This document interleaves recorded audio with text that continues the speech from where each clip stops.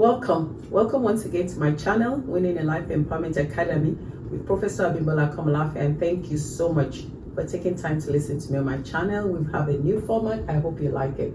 So we've been talking about goals because we said to find our purpose, because the whole scheme of Winning a Life Empowerment Academy is to help people find their why. We said your purpose is your why and your goal is your what. So we're looking at the prerequisites for goal setting. We talked about taking responsibility, 100% responsibility. We talked about making sure it's your goal. And the last one we talked about believing in yourself. So this is part 2 of believe in yourself. So I'll start with a quote by Napoleon Hill. He said, "You can do it if you believe you can. You control your destiny." I think this is very important, that we control, we have the control of our destiny in our hands. You can accomplish anything if you simply believe it is possible. The choice of what you believe is up to you. If you assume in your own favor of what you can do, the possibilities are higher.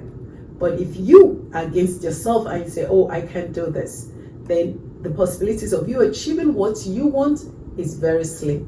So on the other hand, if you believe it's impossible, just know that you can't do it. But if you believe it is possible, it becomes a self-fulfilling prophecy. You have to give up what I call "I can't." This phrase "I can't" has to get out of your vocabulary. Paul Shelley, he was a chairman of the Learning Strategy Corporation. He said, and I quote, "The phrase 'I cannot' is the most powerful force of negation in human psyche." Again, the phrase "I can't" is the most powerful force of negation in human psyche. Can you believe that? So that is important. Henry Ford said, and I also quote, he said, "I am looking for a lot of men who have an infinite capacity to not know what can't be done." Okay, he's looking for people who do not know what can be done. You need to give up that phrase. Really? I can't. You give it up. And all its cousins, such as "I don't know, I wish I was able to. I do not know what to do. I do not have what it takes." All these negative confessions, you know what they do? They actually disempower you. Okay? They make you weak. Your brain is designed to solve any problem and reach your goal, or solve any problem you give it to. That's where our brains are designed. Okay? The words you think and you actually say, they affect you. We've talked about all that, your subconscious mind. James Allen said, and I quote, "As a man thinks in his heart, so is he." Okay? So as a child, we nothing could stop us. We cried, we climbed, whatever came as a barrier to us, we were able to overcome it. But little by little, our sense of invincibility was conditioned out of us by those who raised us. The meaningful teachers, professors, friends, coaches, therapists, all of them. And by the decisions that we made in response to all these negations. Okay, we no longer started believing in ourselves. And I said in my last clip, there are ways in which you start. And if you listen to the last clip, you start by making small choices. Okay, you must take responsibility to remove that "I can't" from your vocabulary and all its cousins. Okay, don't waste years believing you can't. You're wasting time. Don't ever let anyone tell you you are not capable of anything. Why? They're not your maker. They didn't make you, so they're not capable of knowing what you are capable of achieving. I read a story a couple of years ago about a grandmother who at that time was 63 years old. She picked up the back of a Buick car to get it off her grandson's arm. Can you believe that? You're picking up an old woman picking up the back of a car. Before that time, she never even believed she could lift more than 50 pounds bag of pet food.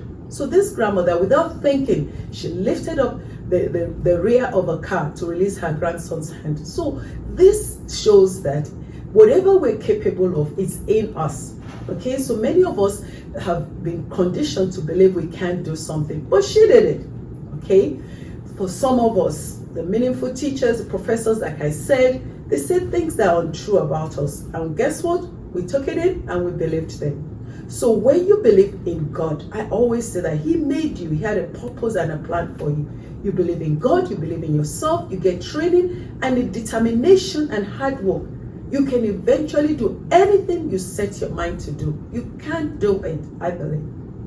Remember, your beliefs are your choice. So make the choice to believe yourself no matter what anyone says. You have to believe in yourself. Jane Fonda, she was an actress and also a fitness guru. She said, and I quote, "It's never too late to start over. Never too late to be happy. It is never too late."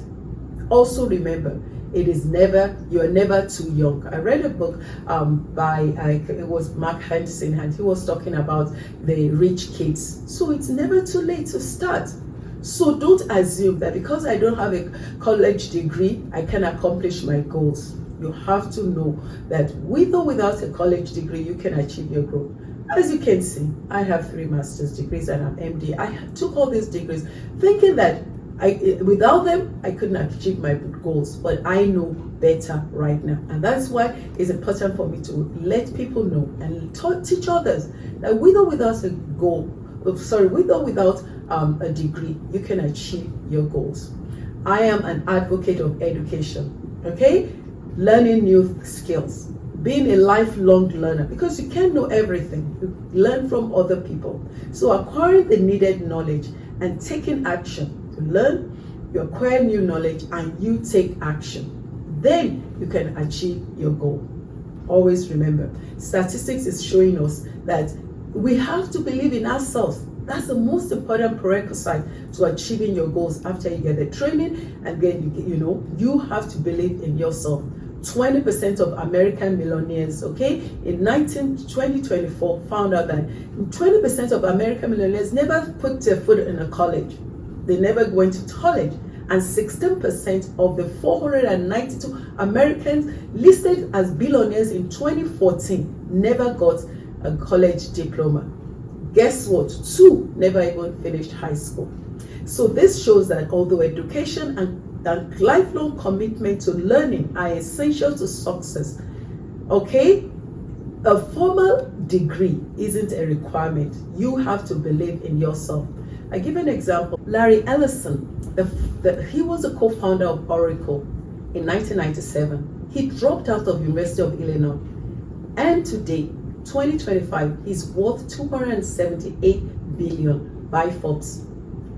Venus Williams, she's an Olympic champion, or a medalist, and a professional tennis champion. I quote what she said. She said, "You have to believe in yourself when no one else does." Okay? That is what makes you a winner. She said, you have to believe in yourself, okay, when nobody else believes in you. And that is what makes you a winner.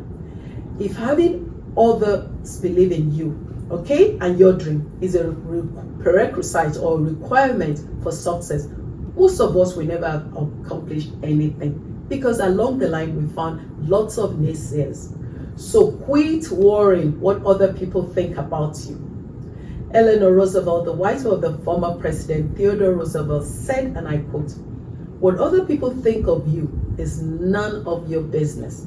It is a powerful reminder for us to focus on our own values and actions rather than being consumed by the opinions of others. Remember, you can only control your mind and your choices. You cannot control how others perceive you. So focus on your own journey. Okay, very important. Stay on your lane. That's what I tell my kids. I leave you with a quote from Roy Bennett. He said, "Believe in yourself. You are braver than you think. You're more talented than you know, and you're capable of more." Thank you.